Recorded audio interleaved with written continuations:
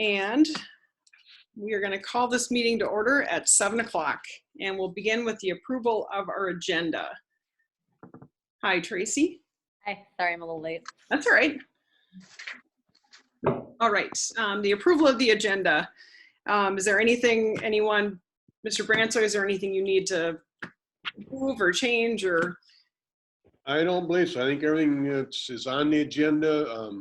The only thing I want to make note of is we scheduled the budget information to be the last item on, and basically then by that time we'll have Lindsay join us and present that. So that's the only thing that I'd add. So go ahead. Okay, so could I get a motion to approve the agenda? So moved, Sagal. Thank you. And a second? I'll second, Buchtel. Any questions or discussion?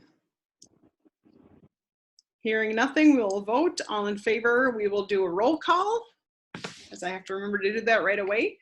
So we will begin with John. John? He's on mute, I think.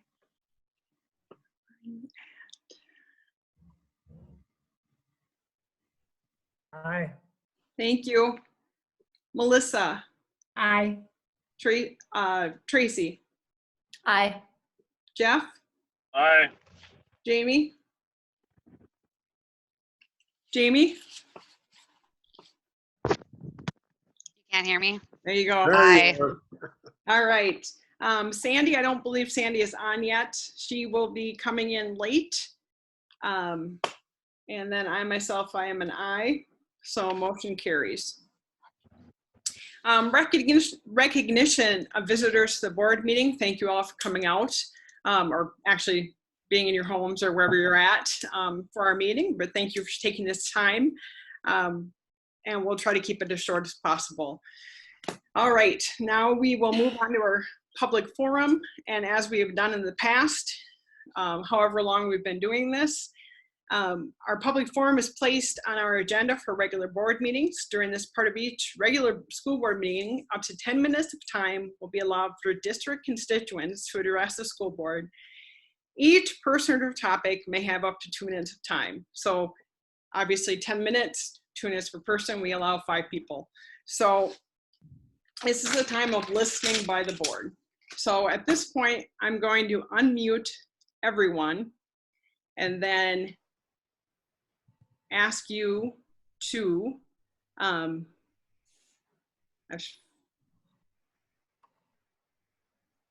don't have an unmute here.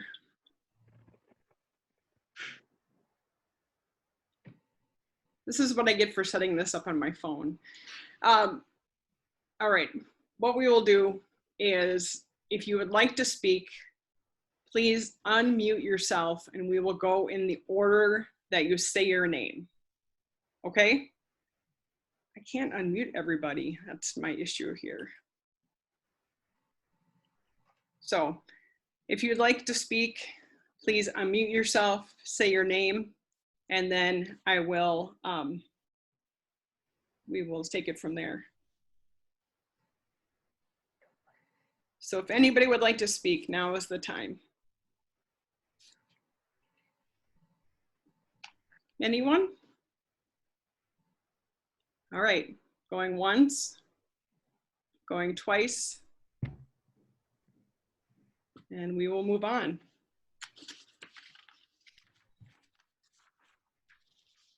All right, moving on to our consent items. And we only need one motion to approve all our consent items. And what we're approving is bills for payment. We're going to approve the minutes of the May 18th, 2020 regular board meeting and the June 11th, 2020 special meeting. So I will make the motion to approve those. Second. John? Yes. Motion is made by Hanson, seconded by Desitel. Is there anything anybody would like to add, discussion-wise or questions-wise?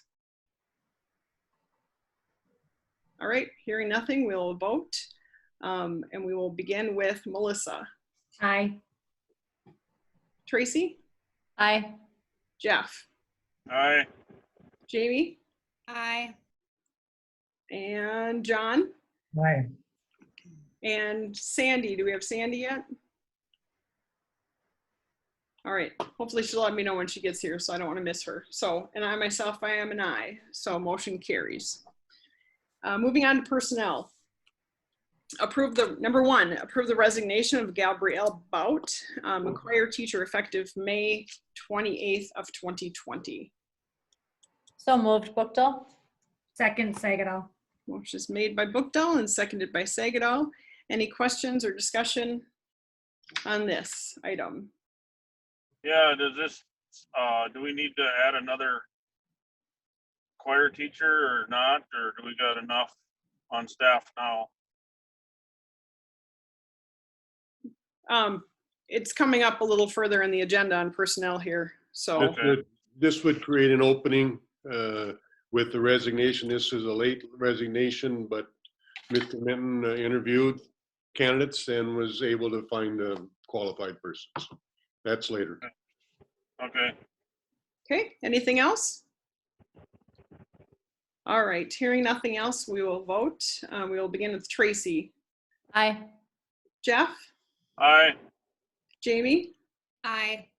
John, Aye. Melissa, Aye. don't see Sandy, and I myself, I am an aye. Motion carries.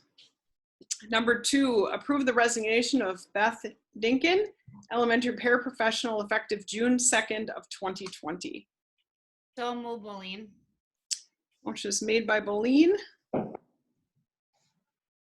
and seconded by Hanson. Any questions or discussion? Hearing nothing, we will vote and we'll begin with Jeff. Aye. Jamie, Aye. John, Aye. Melissa, Aye. Tracy, Aye. and I myself, I am an aye. Motion carries. Number three, rescind hiring Kaya Young as a summer custodian for $8.15 an hour for 320 hours during the 2020 summer. So moved, Bookto. Motion is made by Bookdahl, Second, Sagal. seconded by Sagatol. Any questions or discussion on that?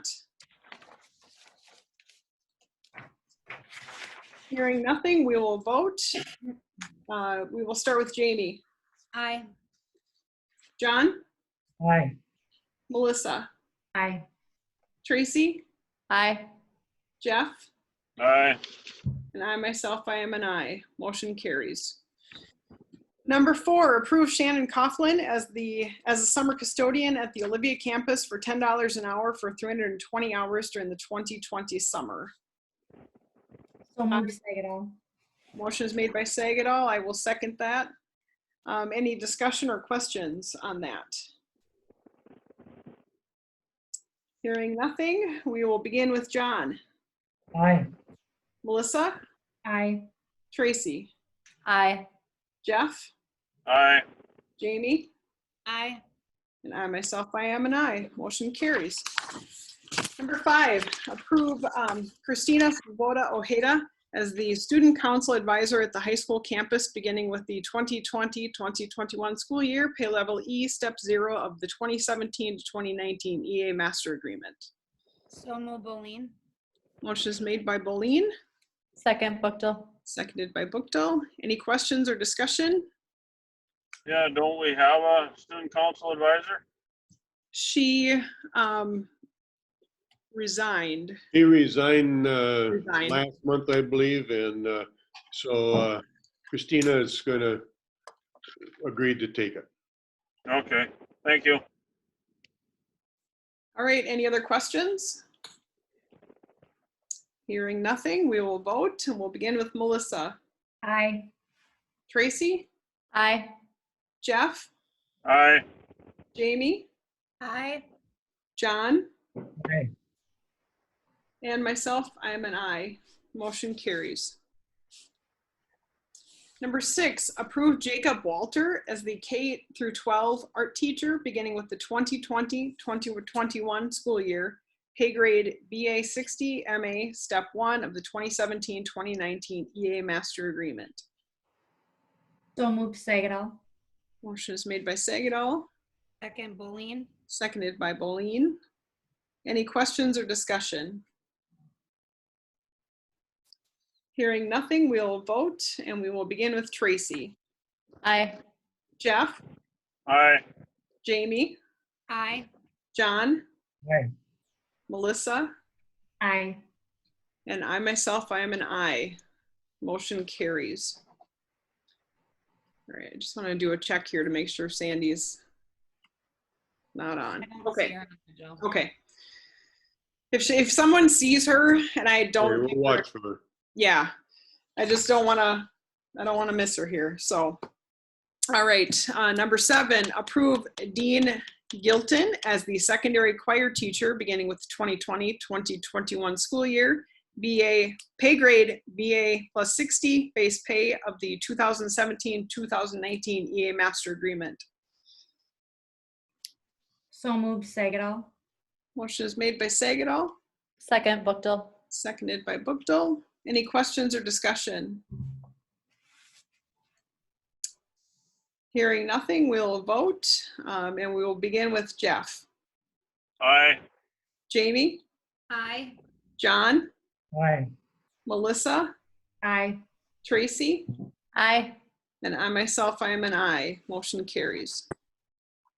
Number 8, approve Jody Neibauer as the business manager assistant effective June 15th of 2020. So moved, Bookdill. Okay, good. Motion's made by Bookdill. John? Second, Jessica. Okay, thank you. Motion is made by Bookdill, seconded by Desitel. Any questions or discussion?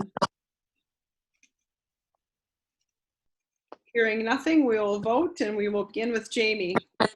Aye. John? John?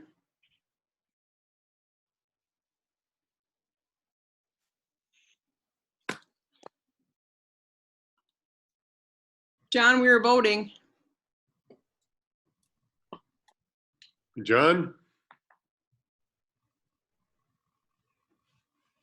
All right, we'll come back to John. Melissa? Aye. Tracy? Aye. Jeff? Aye. And John?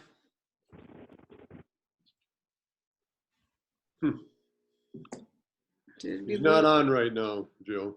All right, so we'll wait for him to come back. All right, I'm not sure what to do in that situation, but we'll wait for him to come back. We still have a quorum, so we'll keep moving on. So motion carries. I believe I did vote, and I'm voting yes. So number 9, approve Jeanette Jangwala, probably butchered that name, I'm sorry, as a food service staff for the summer food program at the Olivia campus for 6 hours per day, effective June 15th, 2020. Pay grade 3 base pay of the 2017-2019 MSEA agreement. So moved. That was Jeff. Yep. All right. Motion is made by Benson. I will second that. Any discussion or questions? Hearing nothing, we will vote. And, oh, I kind of forgot where I ended up, but well, Jamie, Aye. John? Oh, I forget John's not here. Melissa, Aye. Tracy, Aye. Jeff, Aye. and I myself, I am an aye. Motion carries. All right, watch out for John too, please, if I don't catch him. So, oh, there he is.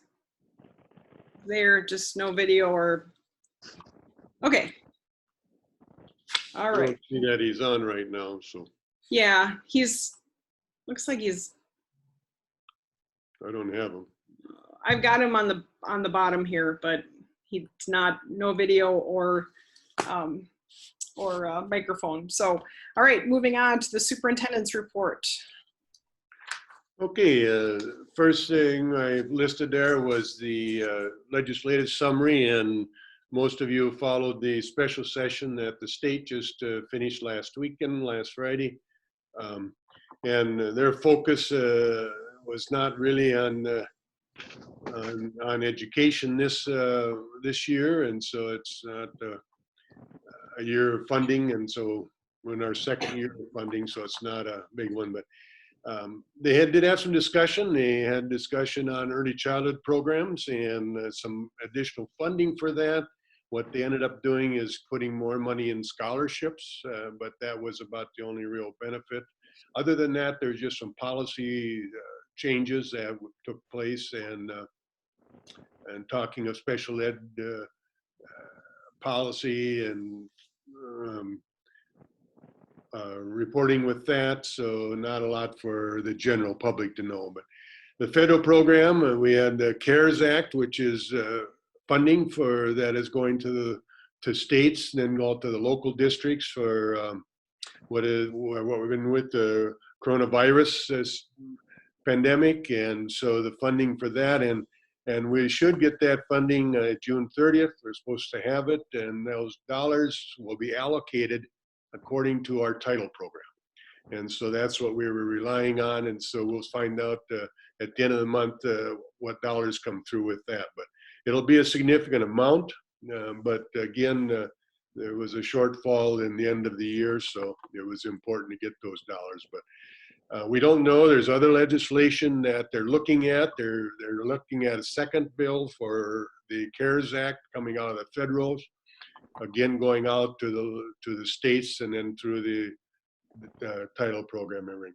There was some funding for special ed that was reallocated. That some of our paraprofessionals that worked in the special ed program could work in other programs and still get the special ed reimbursement. So that was important for us. Our paras did an excellent job this spring working with our childcare and working in our food service, and as well as the fulfilling the requirements of the special ed IEPs that we were dealing with. So they did an outstanding job, and for everybody to come together this spring and operate like we had, our hat goes off to them, our food service and so forth. And so that was very good. The survey, the second item that I have listed, and the survey is to ensure that all residents have a chance to have a voice in the planning process of what is the best for the long-term facility solution for the district. And this was approved, as you know, on our June 11th and from the committee, and then on the June 15th, and then approved. And so, no, pardon me, by the special session on June 11th. And then it went to the printer on Monday, June 15th.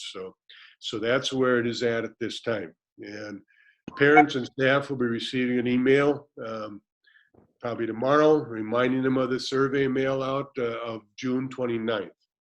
And the timeline has been shared with all of you as board members, and the timeline for the survey put out by School Perceptions. The timeline has this survey presented by July 22nd. The results will be back, and then looking at possibly around that time we'll have a presentation of the results, sharing it with the public. So we're looking forward to that. One thing I want to bring up, as you know, this past week, the Bird Island EDA Distributors survey to residents that ask questions about the facility planning for Bold schools. The Bold School District was not aware or involved in the development of the Bird Island EDA survey. The EDA survey is separate from the district survey, which is being conducted by School Perceptions. And so I want to make note of that. I've had some phone calls, some questions, wondering if that survey that came out, if it was a school survey, and I want to assure you that it's not. I want to make sure this distinction is clear, so residents are not confused by receiving two different surveys within a short period of time. The most important difference between the surveys is that the district survey looks in depth at both the costs and benefits of the program, of the plan, while the EDA survey focus on general questions about options for our school buildings. So I want to remind people of that. We've had a number of calls and a number of people that have stopped us and wondering about the survey. And so our survey will be going out. The mail out should be the 25th of June. And so that'll go out and then come back. It closes on July 17th. And then the results coming back July 22nd.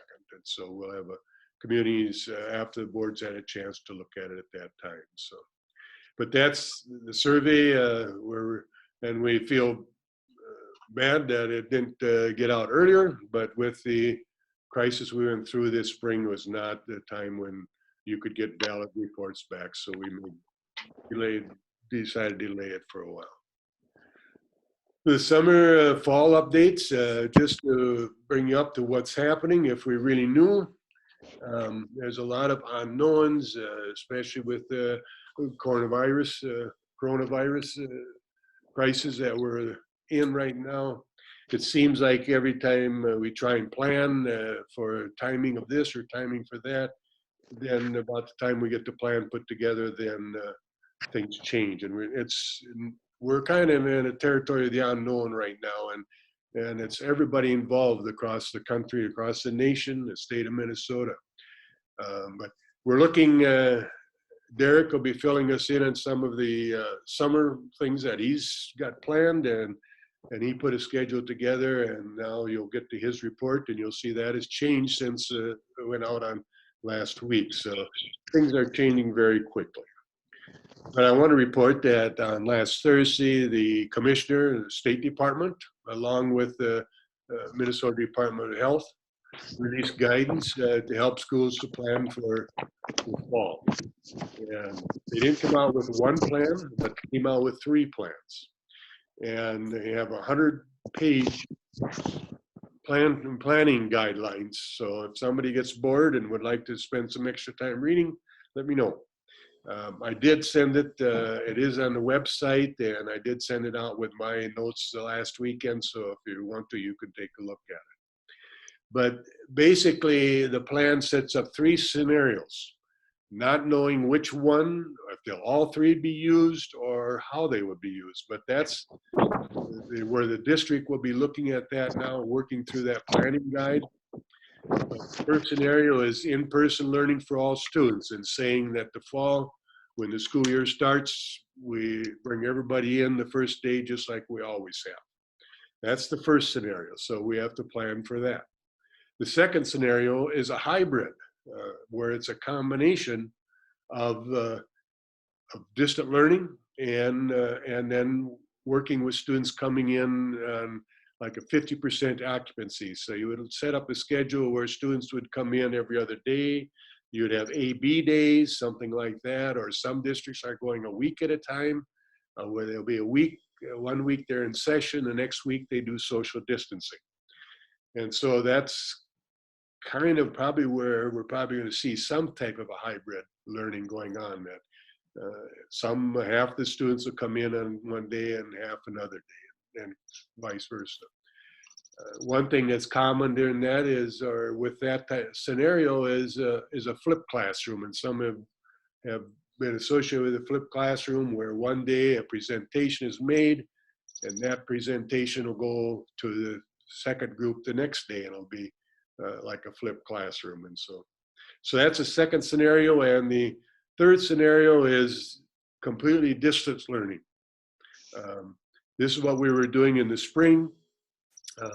We had some positives, some success stories with it, but I think we also had some real concerns of students not achieving what we were hoping they would. So all 3 of those scenarios, we have to spend time on it. And this morning we met with the principals, went through it, and we're going to come back to it on Wednesday again and spend some time studying each one of these scenarios, looking at how it impacts. How does it impact our lunch period, our recess, our FIEDs, our labs,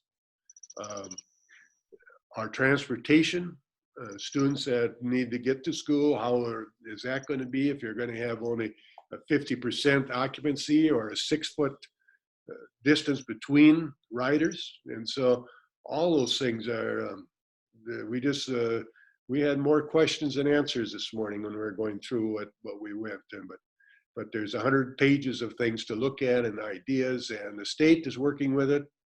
They're getting surveys from staff and parents and looking at what their thoughts are and everything. But we're in a period of time with the pandemic that we're in, and we really don't know. Right now, the numbers seem to be somewhat controlled, but that can go either way very quickly. And so what the fall brings, stay tuned. We'll keep you informed the best we can and let you know how we're going to do it. We'll be probably sending out a survey at the end of this week of parents and just get a feel for what they would like to see this fall if possible. And I think the majority of people I talk to would love to have it going back to the norm of first day of school, everybody's here and in classes, and we're moving forward. But I don't know, with that virus, nobody can tell us if that's going to happen or not. So the research is still coming on it. We got doctors studying, the health department, as well as the governor and the State Department are continue working with it and coming out with what options we have. So all that has to do with funding, with kids learning, and how we can accomplish that the best. So we'll continue working with it. So the last item I had was our facilities update.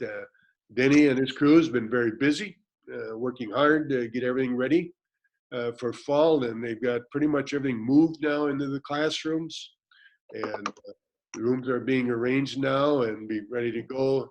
Technology is being updated in the new rooms that have not been classrooms in the past years, and bringing in the latest of technology, so we're getting that accomplished. At this point, probably the most difficult task is having small areas available for specialists. Education has changed a lot. We've got OT services, PT services, speech, other special ed services, social work services. A lot of those services that are small groups and need the small office spaces. So that's what we're looking for now, is to make sure we got room for all those specialists. And so the list goes on. So we'll keep working with that, but it's pretty well set now, and shiny floors are coming, and people are getting into their classrooms, and so we'll continue working with that. So pretty much everything has been moved over from the Bird Island site, and so we're ready to move forward. So I think that's all I've got. If anybody's got any questions of me, you can ask her. Okay.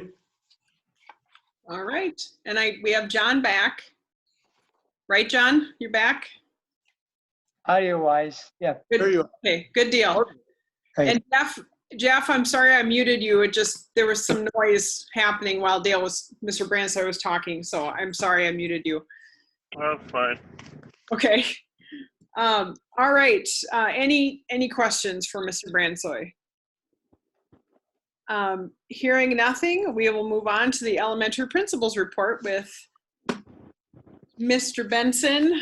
I guess the elementary and the high school report was together, so we probably could take those together, if that's okay. If you guys have anything to add, can you unmute yourselves? I don't have anything to add. Okay, but if anybody has any questions for either Mr. Menton or Mr. Benson, this would be Yeah, I good. have a question. How many kids do we get for a kindergarten roundup? We had 2 different sessions. Our first session, we had about 5 or 6 families. And our second session, right around that 15 mark. So about 20 total families, 20, 25. Okay, thank you. What number are you expecting, Brett, to? It was kind of hard to have the registrations with the spring we had, so. Right now, our kindergarten classes are going to be between that, 17 to 20 mark for each class. For each class. Okay. That's for how many classes? 2 classes? 2, yep. What did we have this year? We had 42 this year. Okay, so it's going to be pretty close to the same, you think? Yeah, probably a little bit smaller, but very similar. All right, any other questions for either Mr. Menton or Mr. Benson? All right, hearing nothing else, we will move on to the activities report with Mr. Flan. You have a nice new office, Mr. Flan. I'm in it right now. I'll put everything back, I promise. I'm right outside the door, so. Oh, all right, sorry. The only thing I have to add is regarding our plan that we have for use of our facilities. It has changed since this was created. So this was put together and finalized June 15th. Now, a week later, or actually last Friday, it changed again. So we are allowed to have kids here. We are allowed to have our coaches working with them right now. Our weight room, our strength and conditioning stuff. We have a few different athletic programs that are bringing kids in and working with them. It was 10 kids per court, essentially basketball court, volleyball court, that we were limited to last week. The state last Friday opened that up to 25 kids per court. So the document is wrong on the number of kids there, and also on some of the guidelines in terms of we're now allowed to have some scrimmages, and the idea of no contact has been removed. So we were supposed to have no shared equipment at first, meaning we couldn't pass a basketball to one person to another. Then it went to no direct contact. Now, as of this Wednesday, arbitrary date that was chosen, we're allowed to have contacts in the way of like a basketball scrimmage. And I haven't had time to get through all of this yet. I was working with Denny on some storage things this afternoon. So sometime in the next day or two, I'll be updating this, and we'll try to get this out to our coaches as soon as we can and make sure everybody understands what they're allowed to do, what they're not allowed to do, and hopefully gearing up towards a fall sports season. The Minnesota State High School League did say last week, and I know there's been some misinformation going out, that the interpretation of what they said was that they're looking at canceling football. What they actually said was that it won't be all or nothing in the fall. They could have some sports, but not have others. That was the extent of it, and that got interpreted to they're going to cancel football and keep everything else. But that's not what was said. So just a little clarification there of what I've seen on some social media and things. But that's all I got, unless there's questions about that or the other parts of the report. All right, any questions? Mr. Flan is referencing enclosure number 5, in case you guys probably caught that, but I'm not sure how much we need to discuss it later, but it is on the agenda later. So, all right, any questions? What is on the agenda later? The enclosure number 5, which is Okay. what he was referencing. That is Okay. the phase 3 activities protocol, which has changed since this came out. So things are Yeah, changing. I was looking at the activities report. Yeah.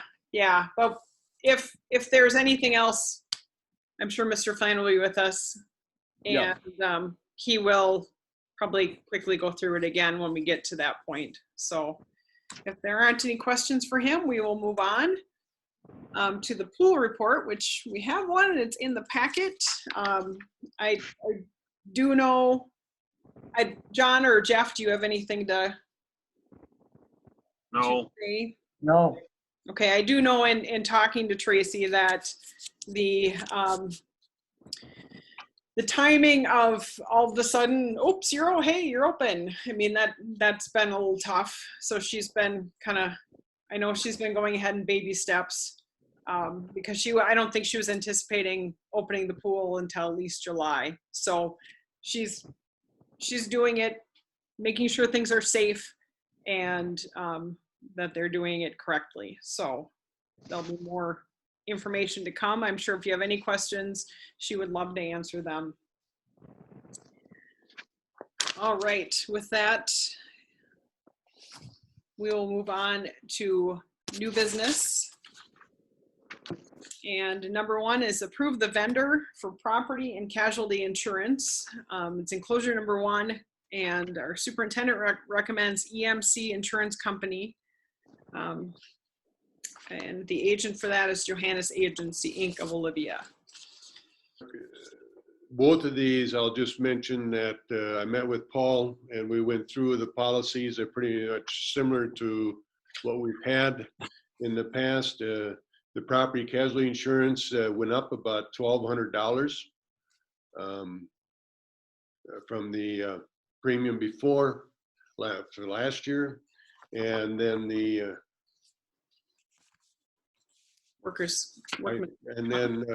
pardon me, that's about 12,000 it went up. And then the second part of that, the workman's comp, went down about 7,000. So one went up a little up and the other one went down. A total of the two, about 5% increase, just so you're aware of that. But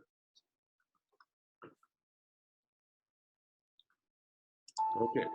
All right, I will make the motion to approve the vendor for the property and casualty insurance. Second, Boleen. Motion is made by Hanson, seconded by Boleen. Any questions about any of that? All right, hearing nothing, we will vote.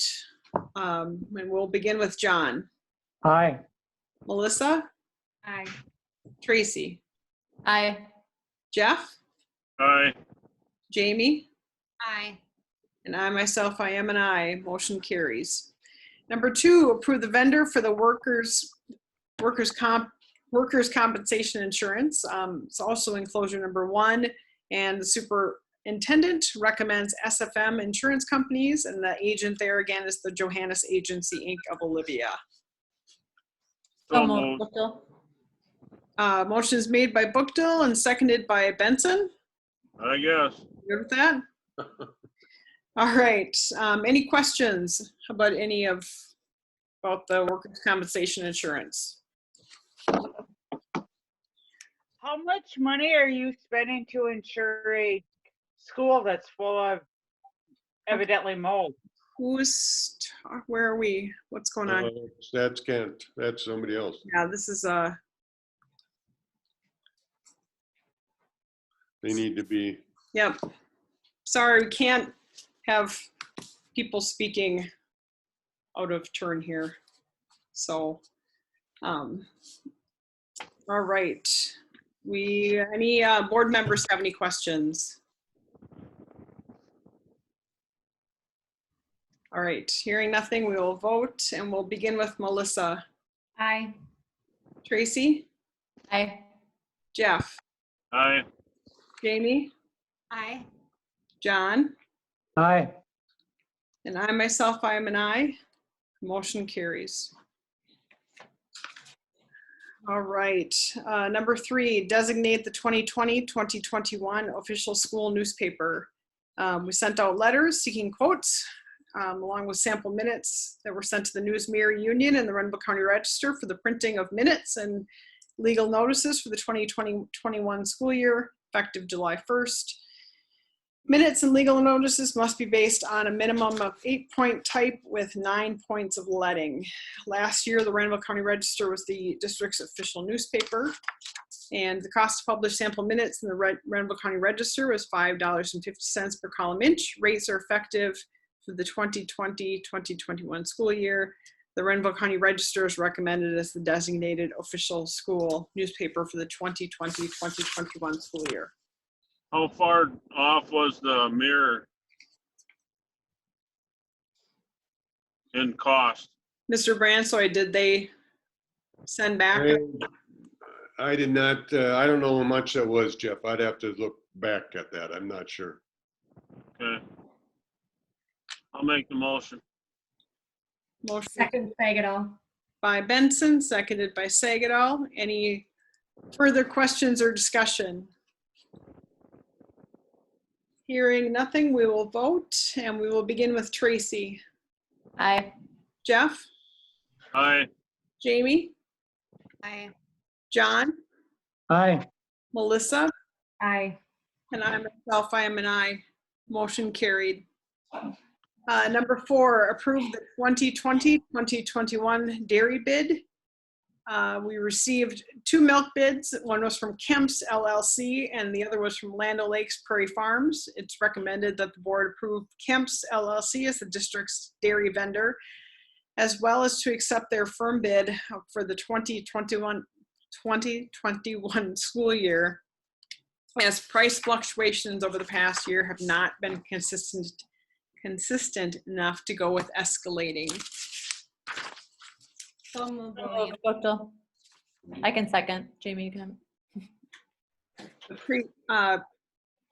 Bookdill made the motion, Jamie seconded it, right? Sure. Okay, Doesn't matter. okay, sorry, I missed that. All right. Any questions about that? That is enclosure number 3. So, Did we have any problems getting milk last year? No, nope, All right. good, good. all right. Hearing no other questions, we will vote, and we will begin with Jeff. Aye. Jamie? Aye. John? Aye. Melissa? Aye. Tracy? Aye. And I myself, I am an aye. Motion carried. Number 5, authorize business manager and/or superintendent to sign all activity account contracts and approve blanket coverage for the 2020-2021 school year. An alternative to bringing every contract to the board for ratification would be to authorize the superintendent of schools and/or the business manager to release, purchase, and contract for goods and services within the budget as approved by the board. I don't know if you really want me to read all this, but this is an annual item. Their blanket coverage would include, but not be limited to, the following: book fairs, student insurance, Life Touch National Studios for the student portraits, activity portraits, high school yearbook, magazine sales, prom dance, homecoming dance, lyceum speakers, and fruit sales. So moved, Sagal. Motion is made by Sagatol, Second, Boleen. seconded by Boleen. Any questions or discussion on that? Yeah, do we still do the fruit sale? The FFA does. Okay, just thank you. Is there a amount on there, Dale, that we had on this before? Anything under a certain amount? Not with this, there hasn't been. I thought there was. I wasn't sure though. Most of it, these have to do with student activity type things. Oh, It's like the yearbook, the magazine sales, it's all fundraising events like. okay. um, All right. Welcome, Sandy. Hey. All right, so I've got Sandy here, thankfully. All right, so we are just, we are at, for you, we are under number 5 under new business. Page 3. Yep, page 3, well, yeah, page 3. And we have a motion and a second to approve the superintendent and business manager authorize the business manager and the superintendent to sign all activity account contracts and approve blanket coverage for the 2020-2021 school year. So that's where we're at with that. So if no one else has any other questions, I believe we should vote. And we will start with Melissa. Aye. Sandy? Aye. Tracy? Aye. Jeff? Aye. Jamie? Aye. John? Aye. And myself, I am an aye. So motion carries. Number 6, approve the 2020-2021 school lunch prices as follows.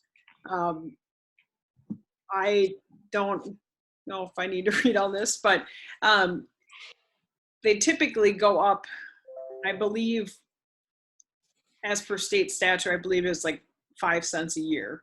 So it did go up a little bit. There's increments that they have to follow. So I will.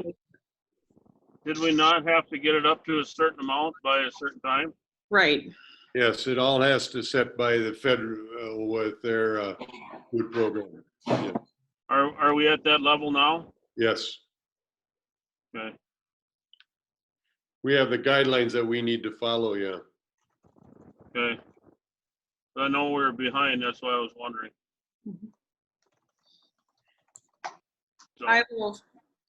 Jeff, do you want to make a motion to approve that? sure, why not? All right. And I will second that. Any other questions about that? All right, hearing nothing, we will vote, and we'll begin with Sandy. Aye. Tracy? Aye. Jeff? Aye. Jamie? Aye. John? Aye. Melissa? Aye. And I myself, I am an aye. Motion carried. Number 7, approve the MSBA membership for the 2020-2021 school year and the MSBA policy service renewal for the 2020-2021 school year. Looks like membership went down about $45. So Moved. helpful. And all right. Jeff Benson made the motion to approve that. Second, Buchtel. Yep, that's fine too. Buchtel, any questions on any of that?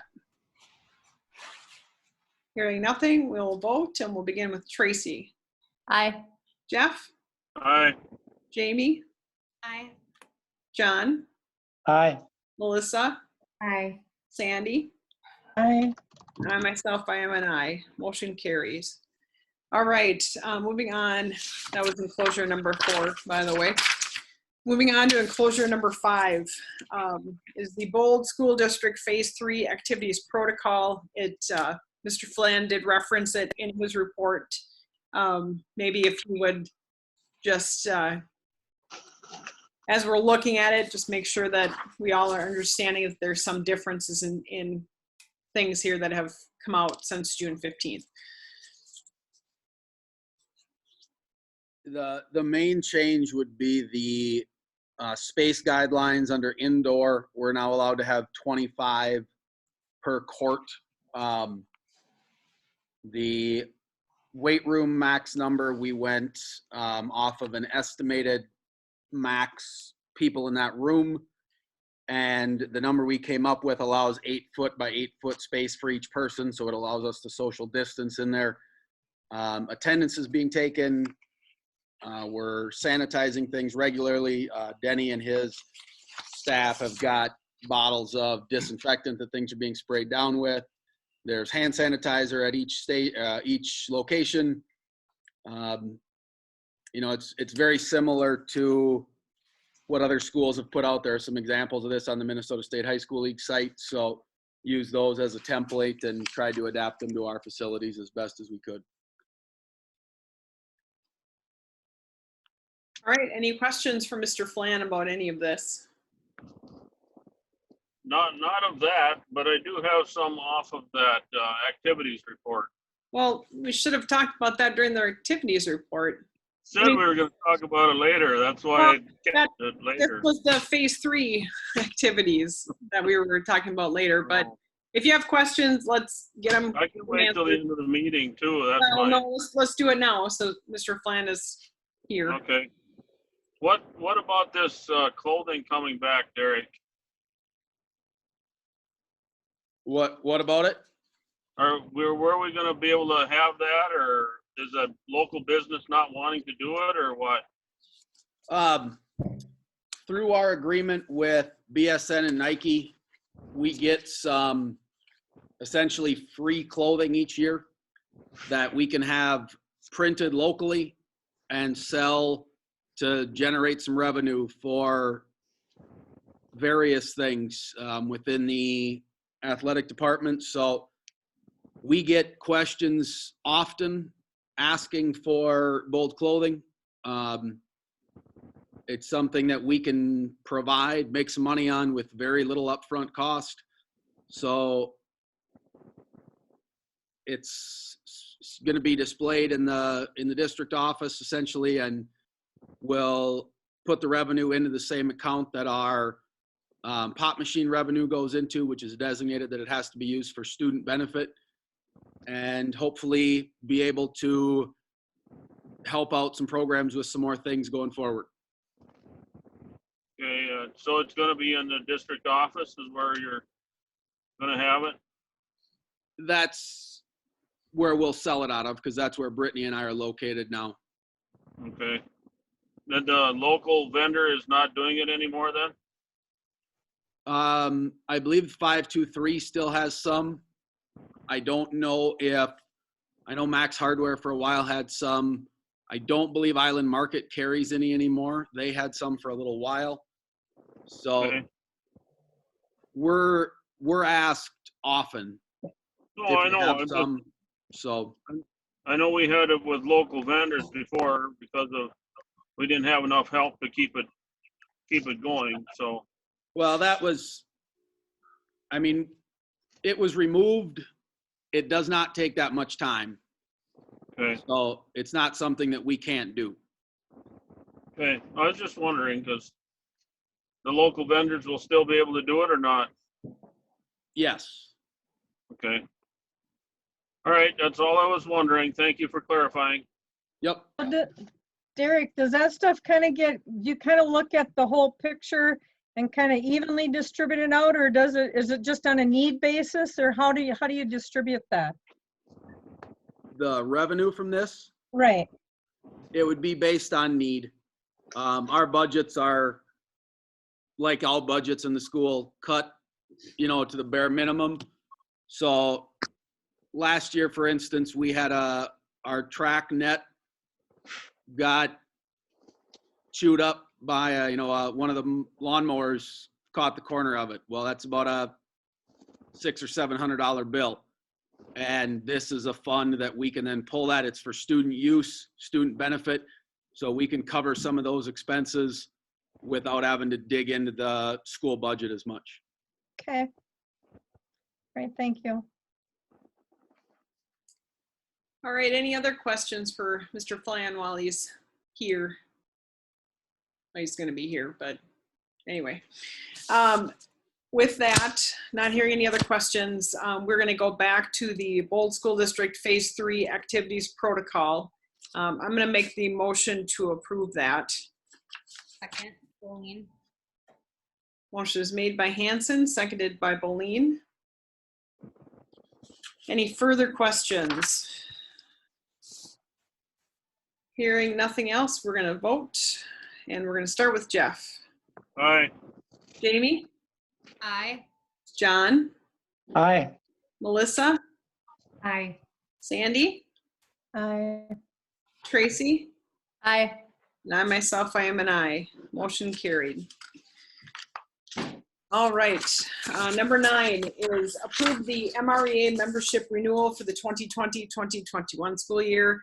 Membership dues for 2021 is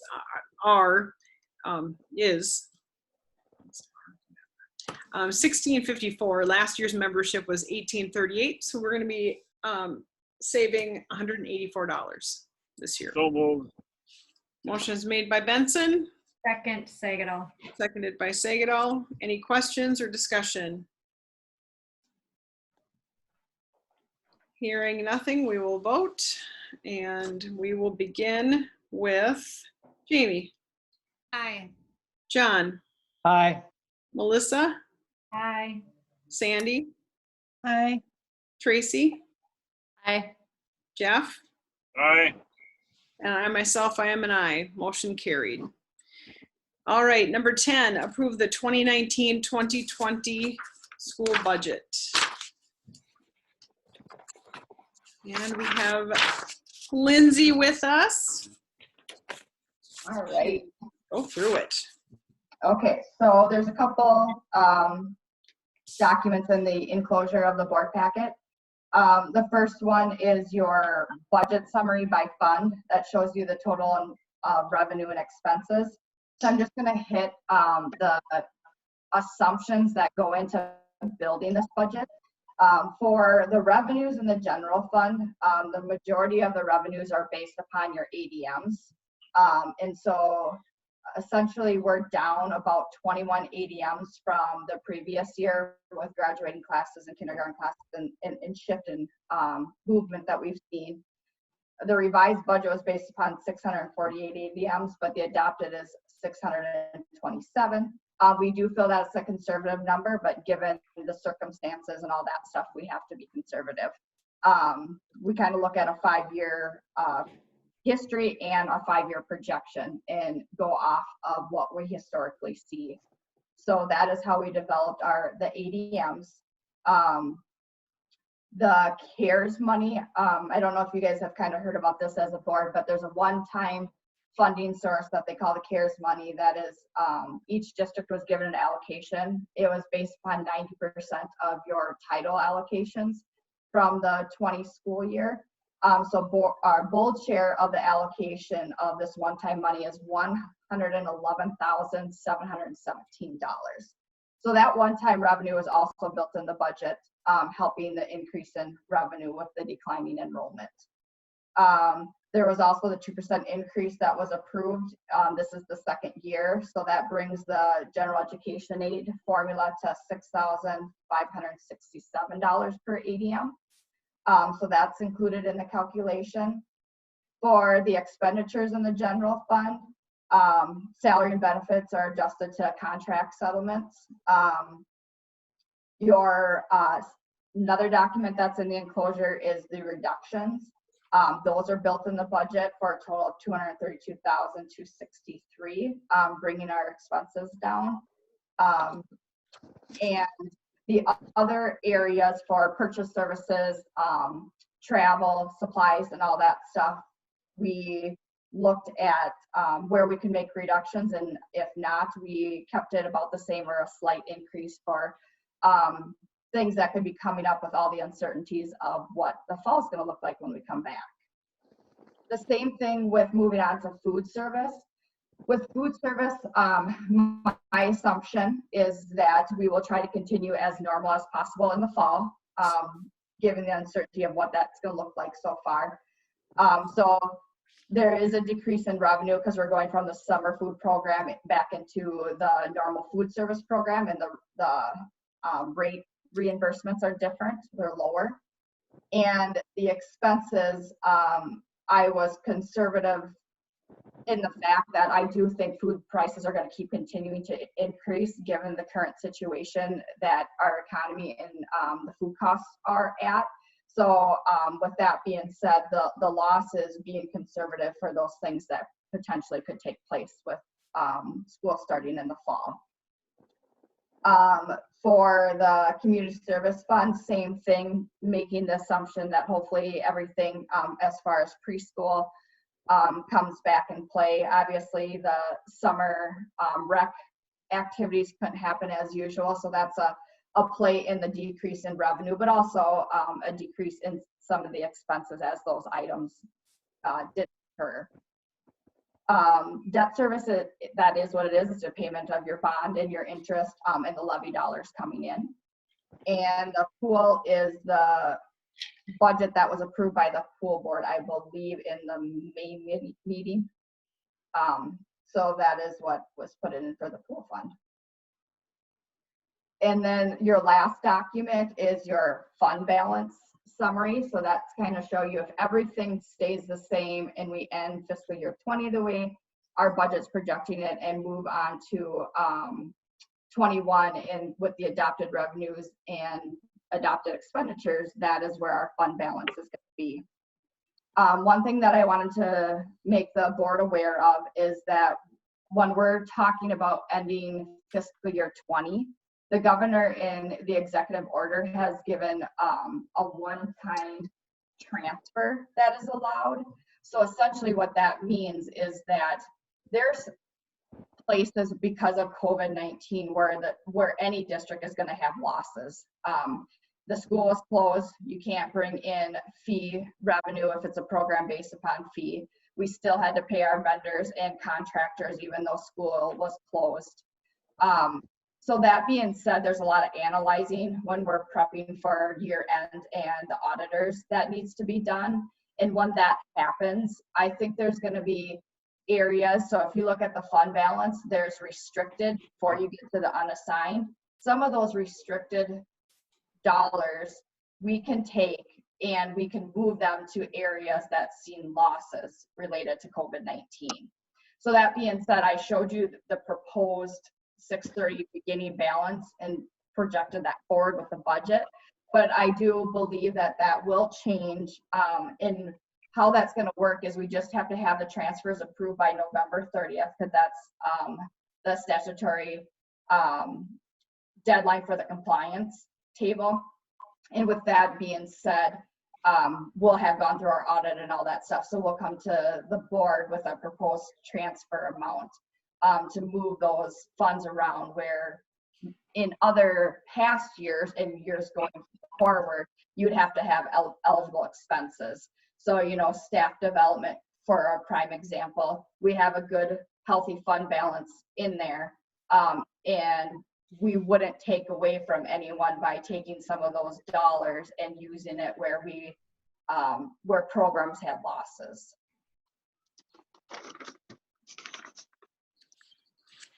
So with that being said, do you guys have some questions for me?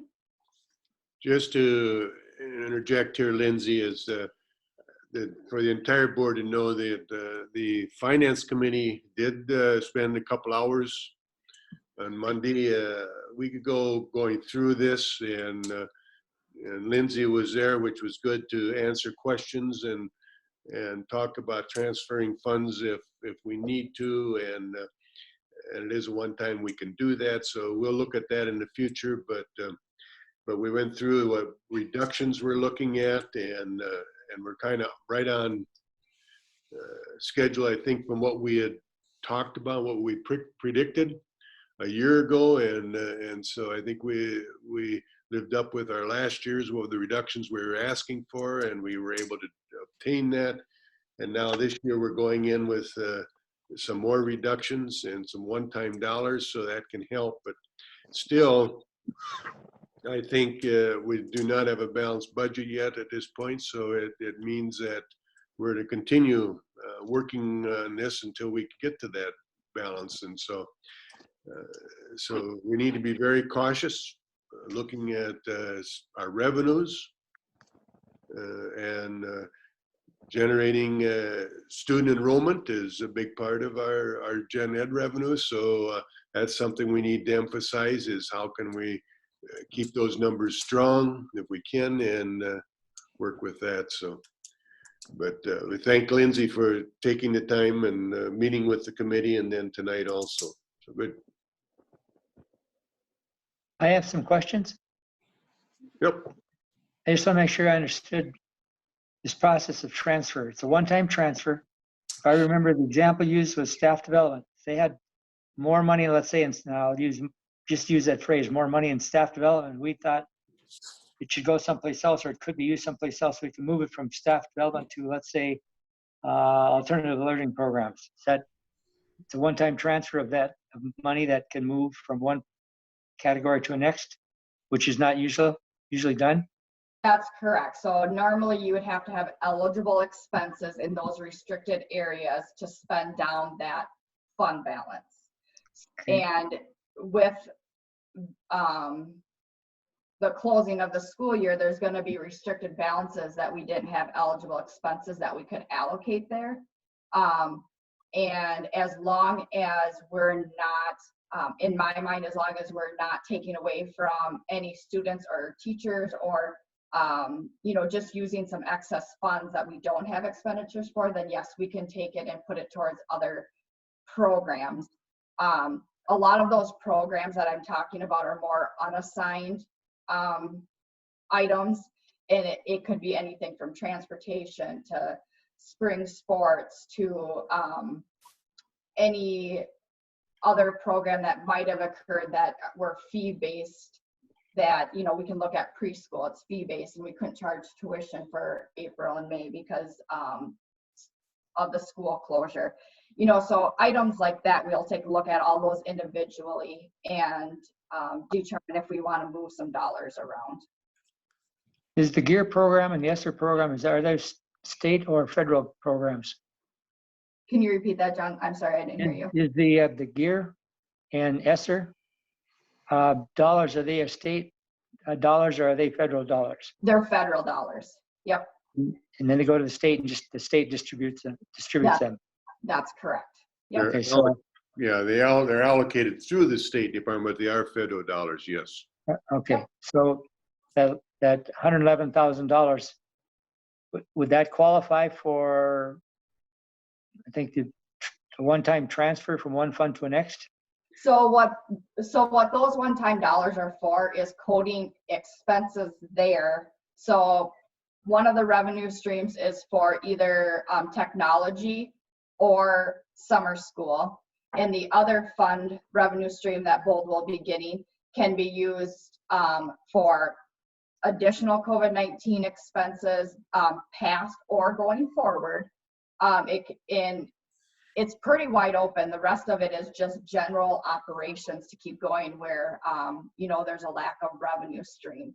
So the CARES money is not necessarily a reserve that we're going to accumulate and allocate. We're actually going to code expenses there based upon what is eligible.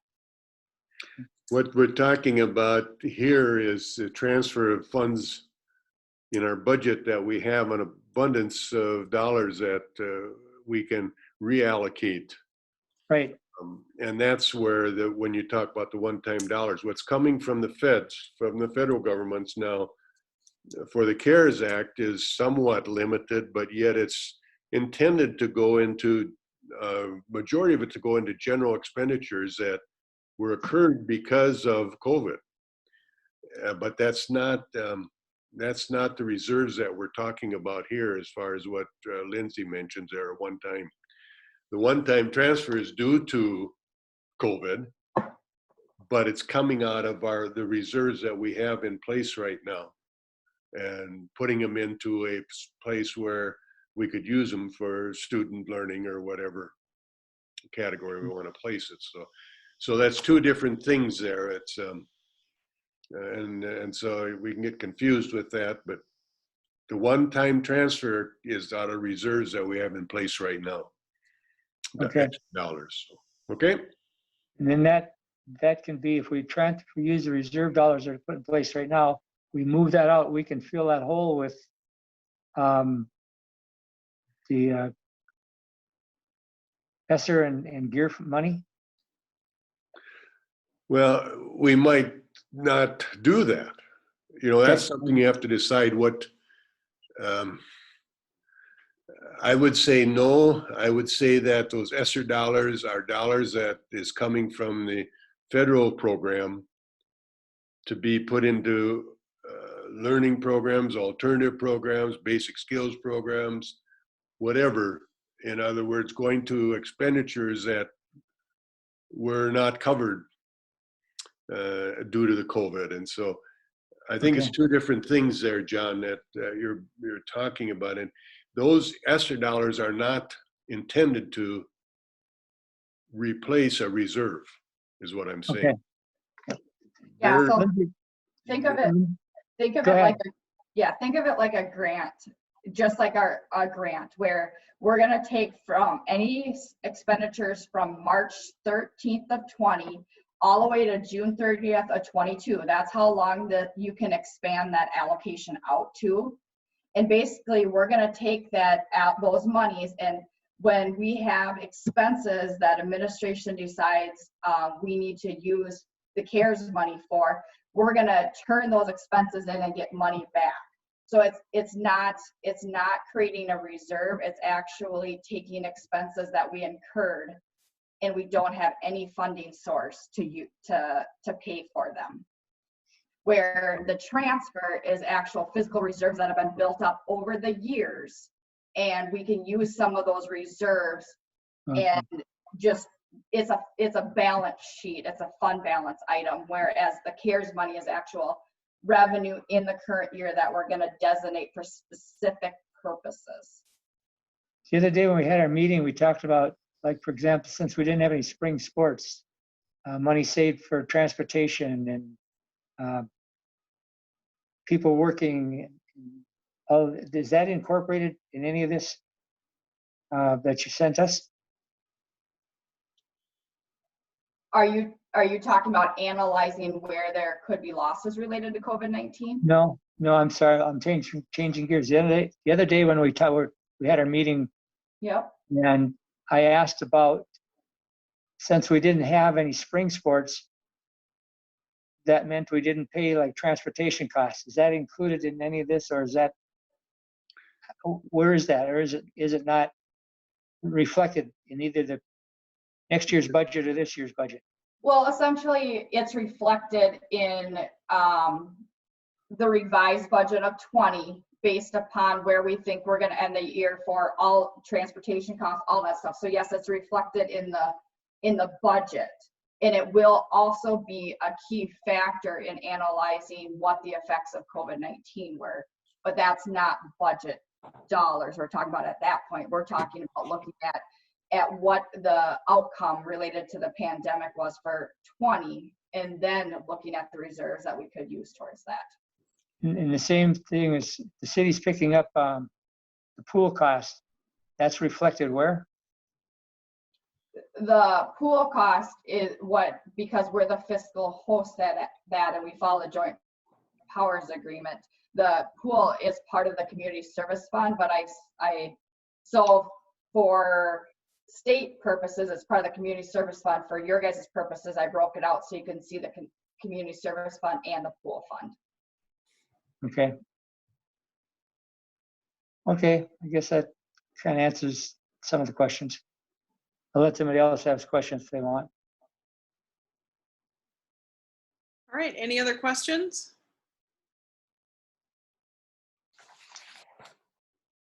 Hearing nothing else, I'm gonna make the motion. If I could get a second to approve the 2019-2020 school budget. I'll second Jill. Bookdill. Motion is made by Hanson, seconded by Bookdill. Should this be the 2021 budget?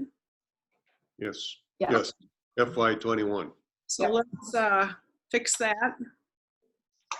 And Tracy, you're okay with that? Yep, I'm good with that. All right, any other questions or further discussion? Hearing nothing else, we will vote. We will start with John. Aye. Melissa?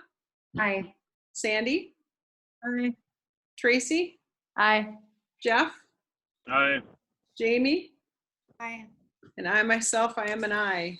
Motion carries. We are moving on to acknowledge and accept gifts, grants, and bequests. Thank you, Lindsay, very much You're for all welcome. your hard work. All right, moving on to gifts, accepting gifts, grants, and bequests. And we're going to accept a donation from Citizens Alliance Bank for the amount of $660.57 to the Bold Food Service for unpaid lunch balances. I'll So, make the motion. all right, so as a resolution, so member Jeff Benson introduced the following resolution and moved its adoption. Whereas Citizens Alliance Bank has generously offered to donate $660.57 towards the Bold Food Service towards unpaid lunch balances, therefore be it resolved by the Bold School Board to gratefully accept this gift. The motion for the adoption of the foregoing resolution was duly seconded by member Desatel.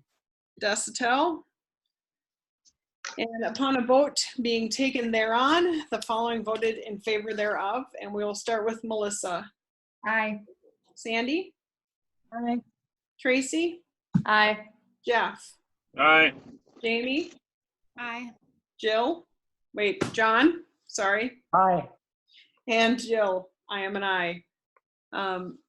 So the foregoing resolution was adopted the 22nd day of June of 2020, and thank you very much to Citizens Alliance Bank. All right, moving on to upcoming dates. July 27th, 2020 is our regular school board meeting, and at this point, both July and August, we're going to look at Zoom. Unless something changes, August 24th is our school board meeting for August. So unless something changes, we will still plan on Zooming. That's that for that information. So with that, I would really entertain a motion to adjourn because I was going to try to keep this to an hour. So moved, Desatel. Motion's made by Desatel, and who would like Second, Sagatol. second Sagatol? Any questions or discussion? Hearing nothing, we will vote, and we'll start with Sandy. Aye. Tracy, Aye. Jeff, Aye. Jamie, Aye. John, Aye. Melissa, Aye. and I myself, I am an aye. Motion carries 8-16. Thank you all very much and have a wonderful rest of your evening. Thank you. Thank you. Thank you.